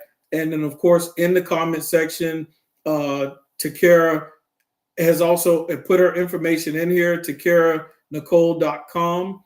I see that is on there. And she mentioned earlier some other ways to be able to reach out and connect with her and order the book. Remember, guys, we are giving away $50, $10, $15, and $25 a giveaway when I was going to reach 400 subscribers. I woke up this morning, we were already at 400 on YouTube, and now we're probably a little over that number. So next Saturday, I'm going to be doing the giveaway. If you want to be a part of the giveaway with the different names in the cup, make sure you subscribe to the YouTube channel and send me an email. And in that email, make sure you put the title of at least one of the videos on my YouTube channel. And if you need my email address, it's down there at the bottom, coachsteelfinance@gmail.com, coachsteelfinance@gmail.com. So feel free to email me, reach out to me, and continue to be a subscriber and tune into the channel. But most importantly, I want y'all to show some love to our author that we have in the building, which is Pastor Takara Nicole, Life at the Well. You see the phone number. You see the email address. I am Takara Nicole@gmail.com. This is a classic. This is a banger. This is a winner. We had some heat today. Guys, get this baby out of me. Yay. Get this boom. I need you all to order. I need you to run it up. Everybody get the book. And then after you read the book, when you go back and listen to this, you might catch stuff that you didn't even catch originally in Yeah. the interview. So, other than that, guys, I appreciate you tuning in, and I will let Takara have the last word, and then we will sign off. Thank you so much, Coach Steele, for having me. Thank you guys for tuning in. Thank you to his audience for tuning in and listening today. Thank you for those of you that have been following, that are watching today. Thank you for all your comments, your love, and your encouragement. I truly, truly appreciate it. And so I want you guys to go get this book so that you can get this baby out of you. 2025 is our year, y'all. And it's going to happen with our ability to come together and band together and collaborate. We know there's tons of things happening in the economy, but if we learn how to come together and build together, like me and Coach Still, we've been able to do, build together, like we can take over the world, y'all. We literally can. I don't put no limits on what God can do. And so go get your book, get this baby out of me. And I love y'all. Go follow me. If you're not following me already, go drop a line in the website. If you're interested in the courses, hit me up. And I look forward to hearing from you guys. All right, y'all. Thank y'all for tuning in.